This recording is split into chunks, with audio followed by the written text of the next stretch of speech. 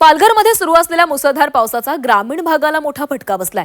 गावपाड्यांना जोडणारे अनेक रस्ते पाण्याखाली गेलेले आहेत। वेती कातकरी पाडा येथील साकव पाण्याच्या प्रवाहासोबत वाहून गेलेला आहे। त्यामुळे या पाड्याचा संपर्क तुटलेला आहे। या पाड्यावर 200हून अधिक आदिवासी समाजांचे लोक राहतात। साकव वाहून गेल्यानं इथल्या नागरिकांचे तसंच विद्यार्थ्यांचे मोठे हाल होत आहेत।